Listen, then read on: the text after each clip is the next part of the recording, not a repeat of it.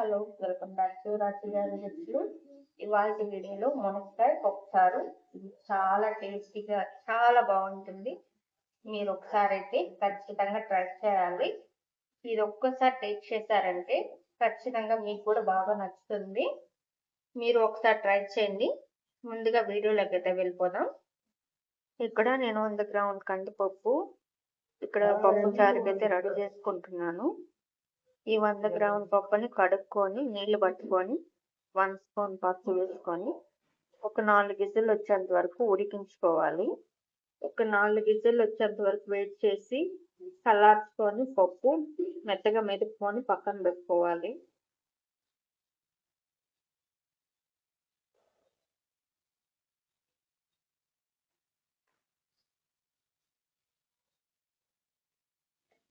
Stove on చేసుకొని కడాయి పెట్టుకోవాలి.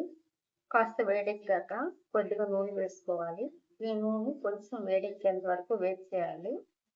Oil వేడెక్కాక 1 స్పూను ఆవాలు, 1 స్పూన్ మెంతులు, 1 స్పూను జీలకర్ర వేసుకొని ఇవి కొంచెం చిటపట్లాడేంత వరకు వేడి చేయాలి.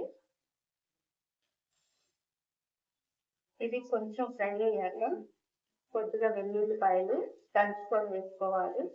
అలాగే ఎండుమిరపకాయలు, కొంచెం కరివేపాకు. ఇది మంచి సువాసన వచ్చేంత వరకు ఫ్రై చేసుకోవాలి.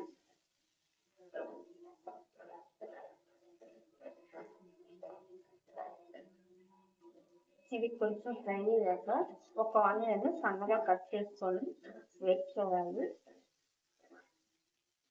దాంతోపాటు కొద్దిగా పచ్చిమిరపకాయలు. ఇది మన కారానికి తగ్గట్టు వేసుకోవాలి. దాన్ని బట్టి మీరు దాని తగ్గట్టు వేసుకోండి. ఇది బాగా ఎర్రగా ఫ్రై అవ్వాలి. అప్పటి వరకు వేట్ చేయాలి.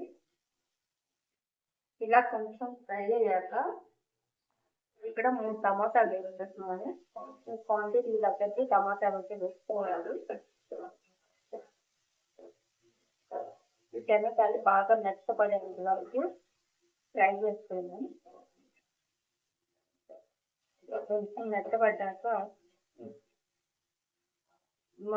మునక్కాయలు కూడా వేసుకున్నాం.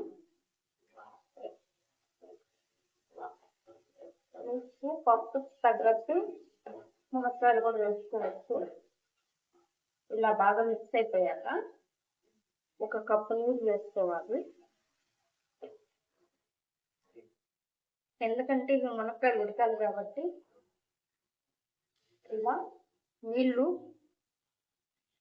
మునక్కాయలు నిండేంత వరకు నీళ్ళు వేసుకోవాలి. ఎందుకంటే మునక్కాయలు బాగా ఉడకాలి కాబట్టి ఇలాగా బాగా నీళ్ళు వేసుకున్నాక కొద్దిగా ఉప్పు వేసుకొని మూత పెట్టి ఒక 5 నిమిషాలు ఉడికించుకోవాలి.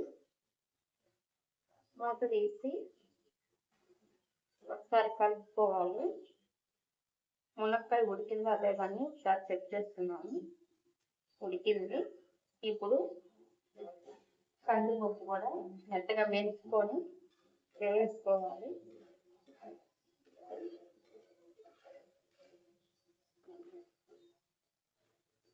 దీన్ని మొత్తం మిక్స్ చేద్దాం.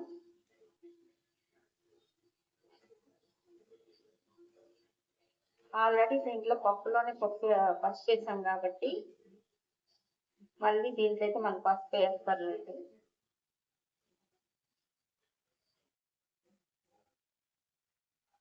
కొద్దిగా వాటర్ కూడా వేసుకోవాలి. కొంచెం పలుచబారేలాగా నీళ్ళు వేసుకోవాలి.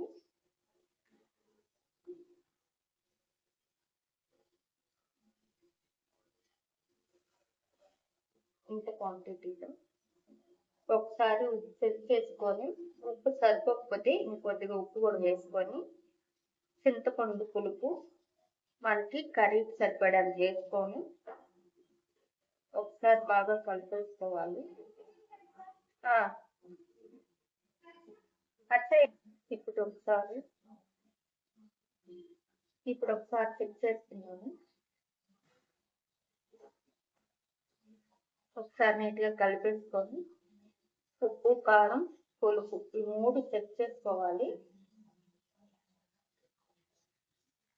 అంతా కరెక్ట్గా సరిపోయింది. ఇప్పుడు కొద్దిగా కొత్తిమీర కూడా వేసుకొని ఇంకొక సెకండ్ అట్లా ఉడికించుకొని దించేసుకోవాలి. ఇది వేడి వేడి రైస్లోకి చాలా బాగుంటుంది. మునక్కాయ పప్పుచారు మీరు ఒక్కసారి ట్రై చేయండి, ఖచ్చితంగా మీకు కూడా నచ్చుతుంది. ఇప్పుడైతే ఇది రెడీ అయిపోయింది అనమాట. నచ్చితే లైక్ చేసి షేర్ చేసి సబ్స్క్రైబ్ చేయండి. ఇంకేమన్నా వీడియోస్ కావాలంటే కామెంట్ చేయండి. ఈ వేడి వేడి అన్నంలోకి ఈ మునక్కాయ పప్పుచారు చాలా బాగుంటుంది.